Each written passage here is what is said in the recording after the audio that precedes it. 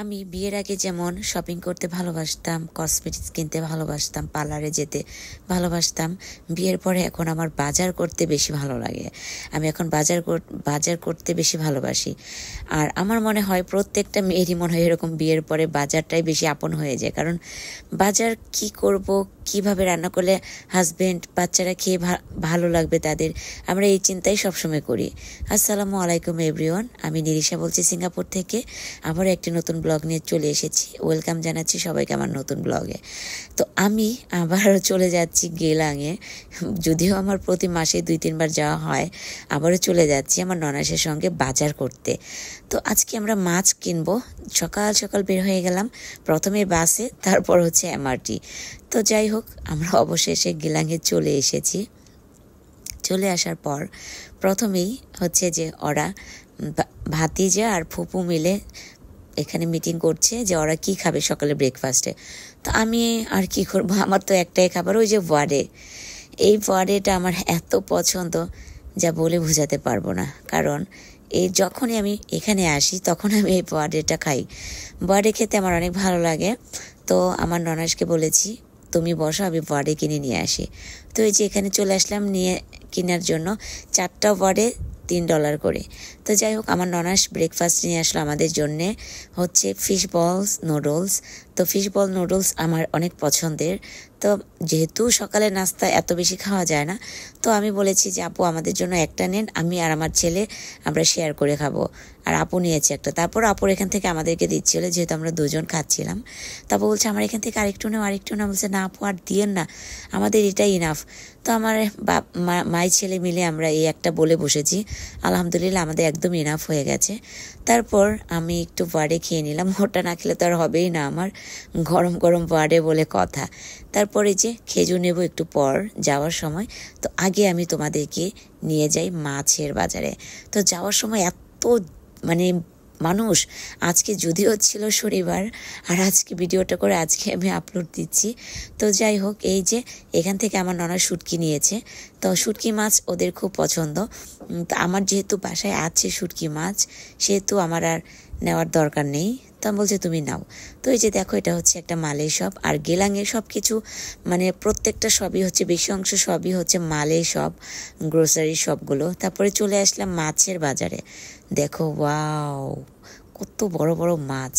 এখানে কি মাছ নাই, সব পাওয়া যায় এখানে।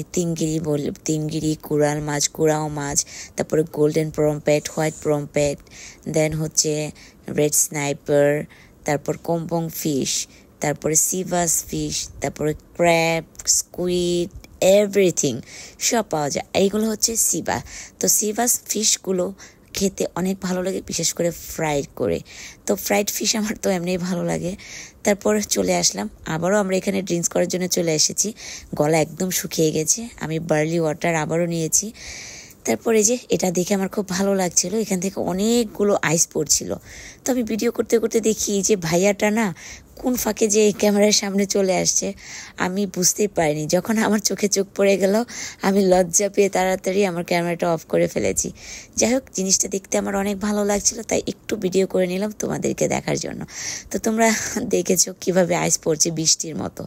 তারপর চলে আসলাম আমরা এই শপিং মলটাতে। এটা হচ্ছে গেলাং যে মাছের বাজারটার অপোজিটিভে। তো যাই হোক, অপোজিটে এই শপিং মলটা।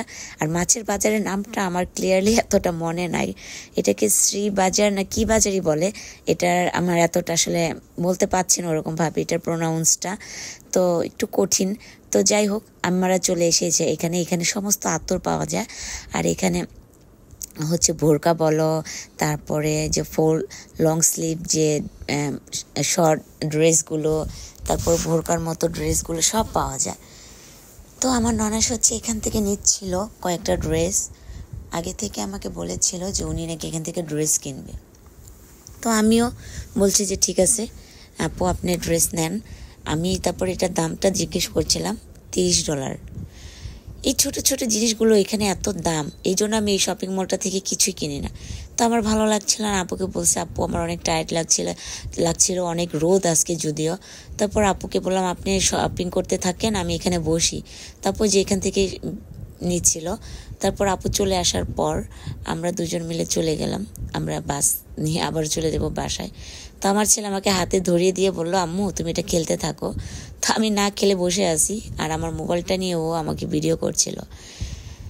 তো আমি ভাবছি যে ও মনে হয় ভিডিও দেখছে আমার মোবাইলে, কিন্তু ও যে আমাকে ভিডিও করতেছে আমি বুঝতে পারিনি। তারপর আমরা আবারও এমআরটি দিয়ে চলে আসলাম। এমআরটি থেকে যে সিনারিগুলো দেখতে এত ভালো লাগে এটা বলে বোঝাতে পারবো না, মানে খুব সুন্দর লাগে খুব। তাই তোমাদের জন্য একটু শ্যুট করে নিলাম। এই যে এই লেকটা, মানে এই লেক সাইডটা এত ভালো লাগছিল, মানে অনেক ভালো লাগছিল আমার। তো একটু পরেই কিন্তু আবার এই সিনারিগুলো দেখা যাবে না, মাটির নিচে দিয়ে ট্রেনটা চলে যাবে। তো যাই হোক, কথা বলতে বলে চলে এসেছি আমি বাসায়। তো বাসায় চলে আসার পর সব কিছু সুন্দরভাবে আমি নামিয়ে গুছিয়ে নেব, কারণ অনেক বাজার করেছি আজকে। 6 কেজির মতো গরুর গোস্ত নিয়েছি, কারণ এই গেলাং মার্কেটের গরুর গোস্তটা খুবই ফ্রেশ পাওয়া যায়। তারপরে খেজুর নিয়েছি 1 কেজি, তারপরটা হচ্ছে ছোট চিংড়ি আমি ভর্তা খাবো, তারপরে হচ্ছে ফিশ বল, অবশ্যই হালাল দেখতে পাচ্ছ, এটা হচ্ছে স্কুইড। তো ওরা এটা খেতে খুব ভালোবাসে, এটা অবশ্যই হালাল। তো এটা হচ্ছে সিবা ফিশ, এই যে নিয়েছিলাম 4টা। তারপর আমি নিয়েছি হচ্ছে যে তিনগিরি ফিশ নিয়েছি 1টা। তো এইগুলো না বাজারটা করতে, তারপর চিংড়ি মাছও নিয়েছি কয়েকটা। সবসময় না আমি ইয়েলো চিংড়িটা বেশি পছন্দ করি, যে গোল্ডেন কালারের চিংড়িটা, কারণ এই চিংড়িটা রান্না করলে না অনেক সুন্দর গ্রান আসে। আর আমার কালো যে অনেক গলদা চিংড়ি, কালো অনেক ফ্ল্যাশ ভিতরে থাকে, ওটা আমার ভালো লাগে না, কারণ ওটার কোনো গ্রানই নাই। আর চিংড়ি মাছে যদি চিংড়ি মাছের গ্রানই না থাকে তো খেয়ে মজা নাই, তাই না? তো এই তো এখানে আমি ওকে বলছিলাম যে আব্বু তুমি ফোনটা ভালোভাবে ধরো, ও বারবার নাড়াচাড়া করাচ্ছিল। আর এখানে আমি গরু গোস্তগুলো ঢেলে নিচ্ছি। আসলে বাজার করাটা যতটুকু মানে সহজ না, ততটুকু কঠিনই হচ্ছে যে বাজারটা গুছিয়ে নেওয়া। আমার বাজার গুছিয়ে নিতে খুবই খুবই বিরক্ত লাগে, প্রচুর। আমার জীবনে মনে বিয়ের পরে আমি বাজার গুছাই, বিয়ের আগে আমি জীবনে ওই রকম বাজার ধরি নাই। আব্বু ভাইয়া যখন বাজার করে নিয়ে আসতো, আম্মুই সব কিছু করতো আর আপু করতো, আমি কিছুই করতাম না। কিন্তু বিয়ের পরে এখন আমার সব করতে হয় একা। কি অদ্ভুত না মেয়েদের জীবন, বাবার বাড়িতে কত আরাম, অথচ স্বামীর বাড়িতে কত কাজ করতে হয়। তো যাই হোক, সবাই ভালো থেকো, আল্লাহ হাফেজ।